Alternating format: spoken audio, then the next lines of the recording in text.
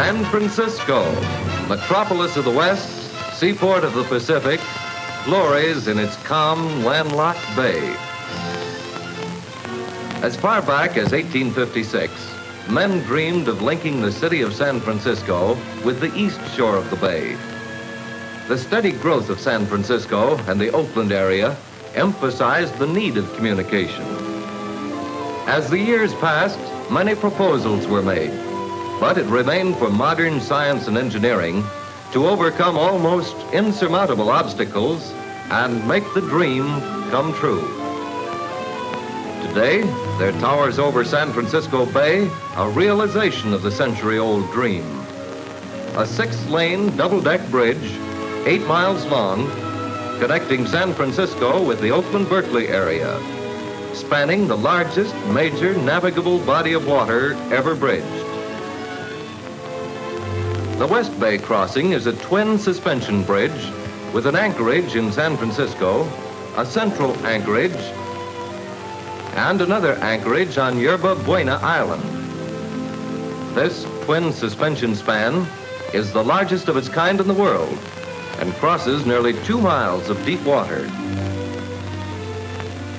A tunnel through the island connects it to a cantilever span on the east side, which in turn is connected to the east shore of the bay by a number of through truss and deck truss type spans.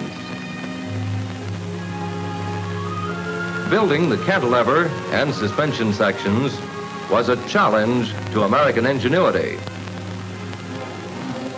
A novel method of sinking the foundations was employed. Steel cutting edges, towed to location between working docks, were built up with hollow steel cylinders.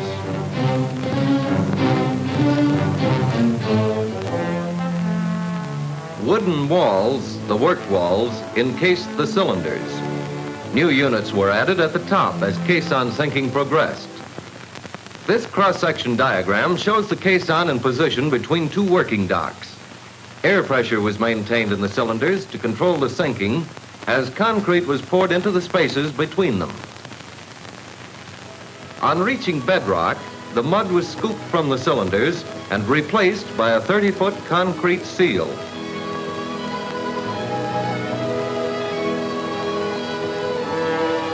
Thus were built the deepest foundations ever undertaken, some as deep as 242 feet. On these unique foundations, concrete bases were built to receive the superstructure. The huge steel towers rose like magic. After years of planning, the visions and blueprints of the engineers took physical shape under the skilled hands of the men of action. The bridgemen, long experienced in this hazardous business, went about their work, sometimes in precarious positions, expertly guiding the steel into place. Some sections weighed as much as 79 tons.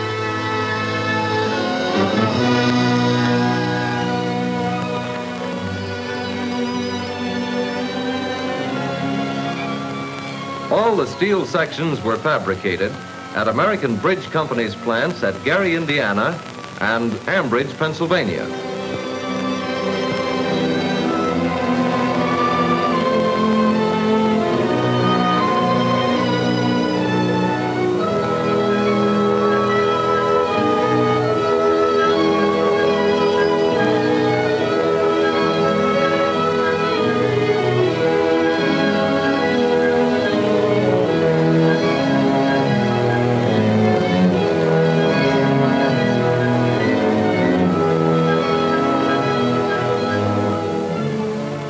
Looking toward San Francisco from the center anchorage in the West Bay, 2 of the 500-foot towers for the suspension bridge can be seen.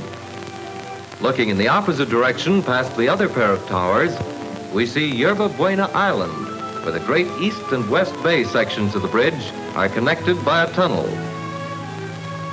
This tunnel, 63 feet wide and nearly as high, has the largest cross-section of any tunnel in the world. Let's cross to the other end of the tunnel for a glimpse at the East Bay section. 2 mighty piers will support the massive steel towers for the 1,400-foot cantilever span and its two 520-foot anchor arms.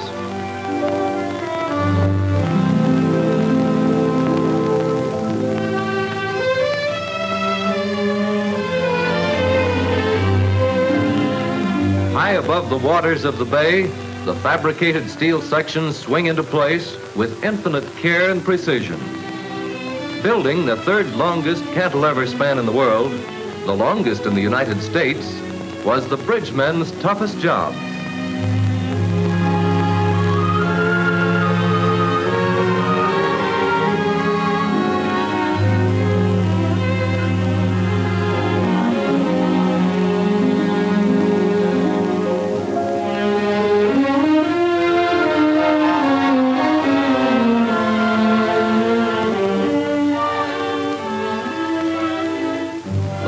Mighty section in the 40-million-pound cantilever structure fitted perfectly into position, surprising to the laymen, but expected by the engineers.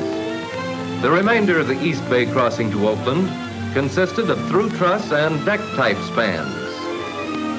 Back on Yerba Buena Island, work is being completed on the cable anchorage for the second of the West Bay twin suspension spans. Steel eye-bars and a wedge-shaped mass of concrete have been firmly embedded in the rock of the island.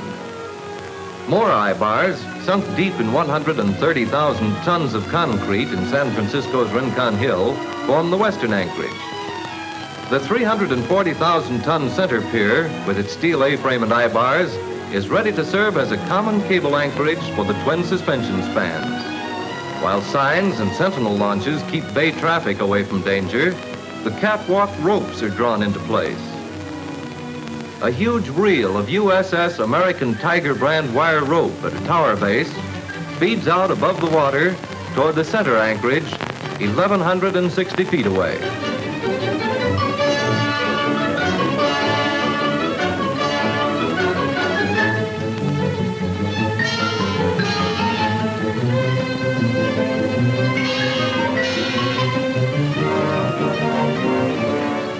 On the tower, 500 feet above the water, bridgemen adjust and secure the wire rope.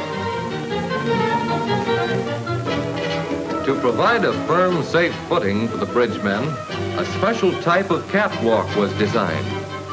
USS Cyclone chain-link fence was chosen for its lightweight, low wind resistance, and great strength. This bundle of Cyclone fence will cover a distance of 100 feet.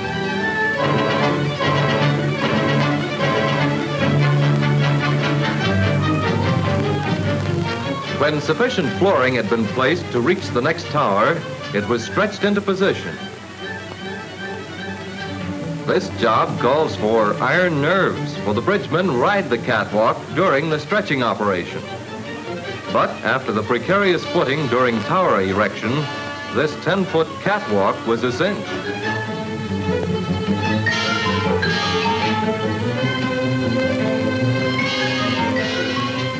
Fun, but with a serious purpose, to keep the wire mesh sliding freely as it is stretched over the steel ropes. San Francisco Bay looked like this from the catwalk. Far below, the old ferry boats plow stolidly along, soon to be replaced by trains of electric cars, automobiles and trucks, rolling in an endless stream across the bridge that soars above.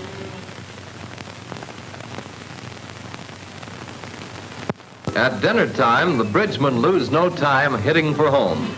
A run along the catwalk to whet the appetite, then the sky ride, and down the escalator, helter-skelter.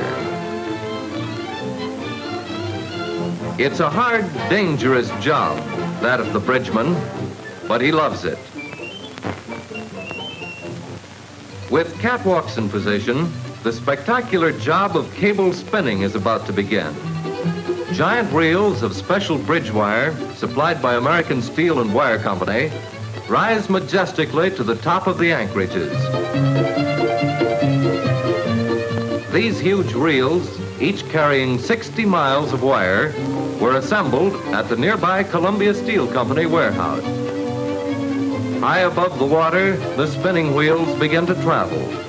18,000 tons of galvanized wire will be used to bind together two neighbor cities, Oakland and San Francisco.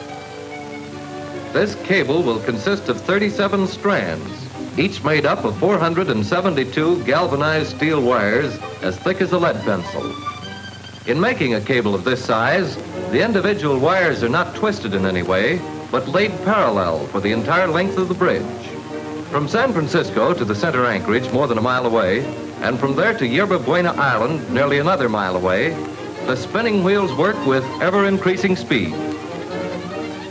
This model will illustrate the principle of cable spinning.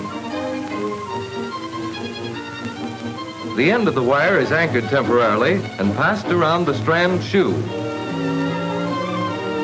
Then, the spinning wheel takes the loop across to the other side. There, it's removed from the spinning wheel and looped around that strand shoe. This is repeated until a sufficient number of wires have been laid.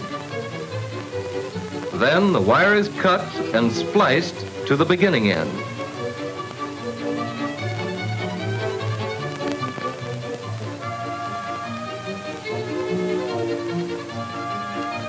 Day and night, spinning continues. Down plunge the spinning wheels toward the island anchorage.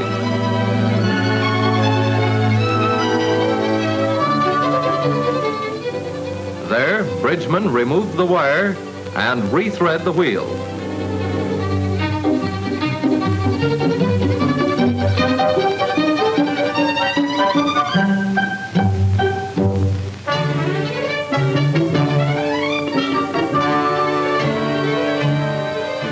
Four cable wires are placed on every trip. Let her go!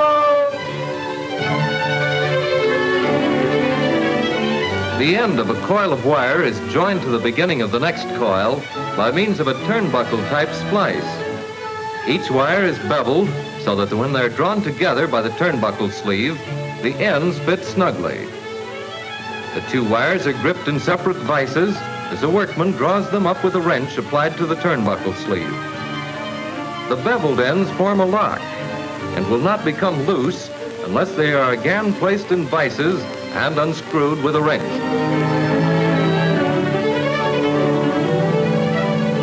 Two spinning wheels operate on each hauling rope. Halfway between the anchorages, they meet and pass. A clanking cowbell warns the bridgeman of the wheel's approach as it continues to spin its web of steel against the sky far above the traffic of the bay.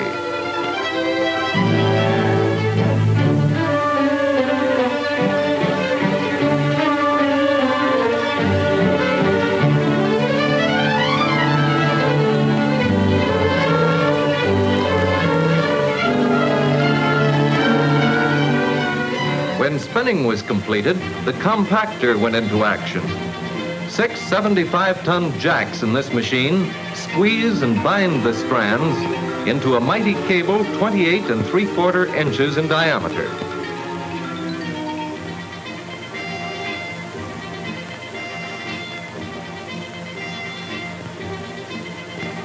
Special steel castings are spaced at intervals along the cable. Each carries 2 pairs of steel suspender ropes, cut to length and pre-stressed to support the bridge deck. Barges, controlled by radiophones, carry the massive prefabricated truss units, some weighing 200 tons, out into the bay to be hoisted into place by traveler cranes.